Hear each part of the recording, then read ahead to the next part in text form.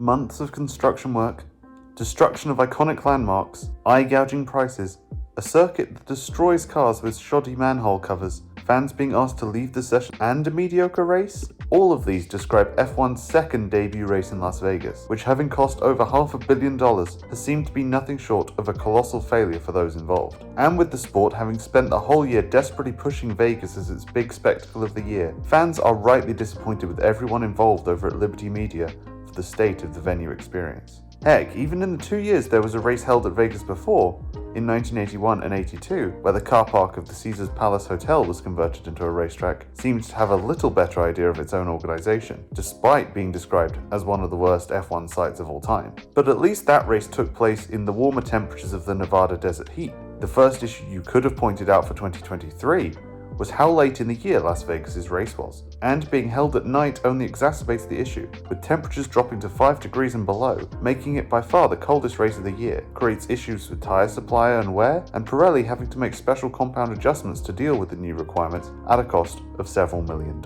Then comes the circuit itself. Theoretically a cool idea in principle, with the long straight race down the strip definitely one of the F1 calendar's cooler visuals. But what good is that when you destroy Vegas landmarks like the Bellagio fountain to do it, building grandstands that ruin the city's main attractions for months with construction ahead of the race? These choices in constructing the circuit, which has been dubbed the Spider Pig Raceway by some, have angered a large number of Las Vegas residents, with senior management at the venue, local authorities, and F1 itself seemingly ignoring any and all voices of dissent. And as if to add insult to injury, Liberty Media threatened any local business in the area with fees and fines of millions of dollars if they didn't fork over huge portions of their revenue to use the areas of their premises overlooking the track, threatening to build huge blackout screens to prevent any unpaid views. How can this be legal when these same businesses had little or no say in whether F1 was allowed to race on their streets? And the residents of Las Vegas made their point very clear by tearing these curtains down within hours. In reaction to this,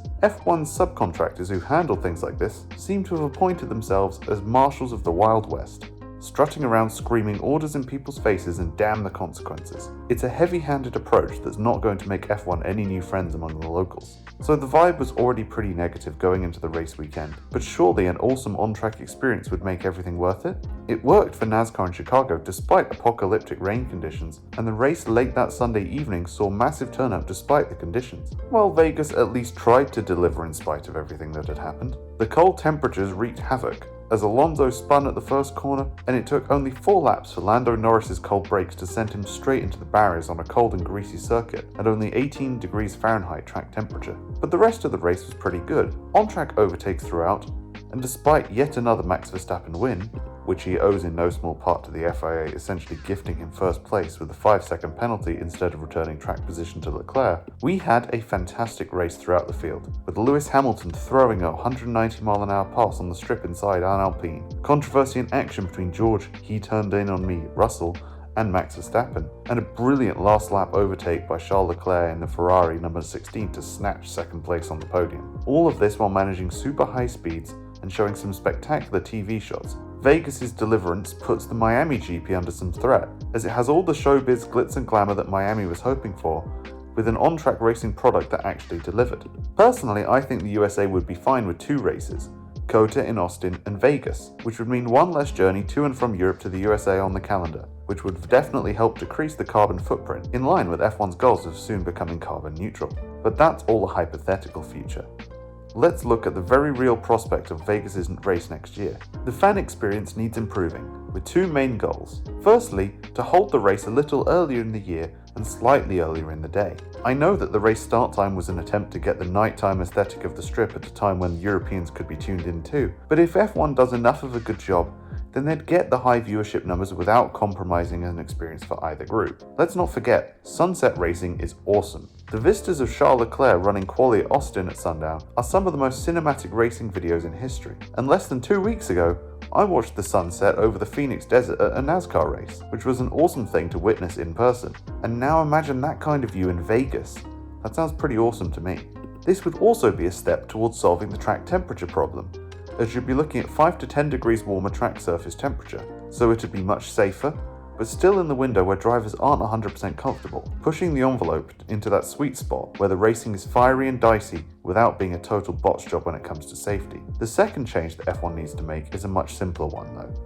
Lower the price. If a fan pays several $1,000s for tickets, gets booted out, offer $200 merchandise vouchers as compensation, and that isn't enough to afford a hoodie, you're charging too much. We all know that at-track markup is bad at F1 races. In fact, I'd settle for paying 20% more, as that's just an accepted part of the experience. But if my tickets were in the $800 range to get a basic spot in a less than prime location, and I have to pay half of that or more again for a hoodie, a hat, some food and a drink, I'm not going to be happy.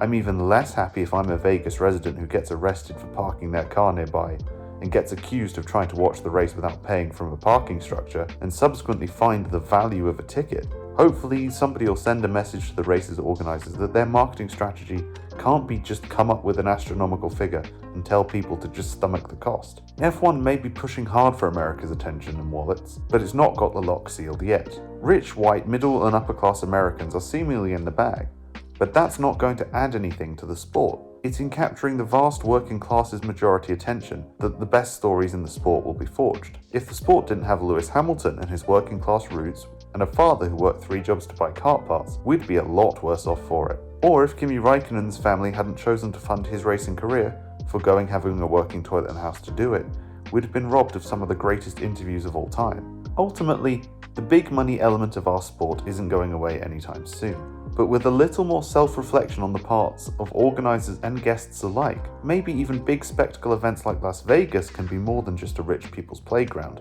and drive the continued diversification of the pinnacle of motorsport. What do you think Las Vegas's 2024 race should change? Let me know down in the comments, and if you enjoyed that video, remember to support the channel by hitting like, subscribe, and the link below where you can have your say on what content I cover next. But as always, I'd like to say thank you very much for watching, stay safe out on the road, and I'll see you next time. Dale Earnhardt Jr. takes it.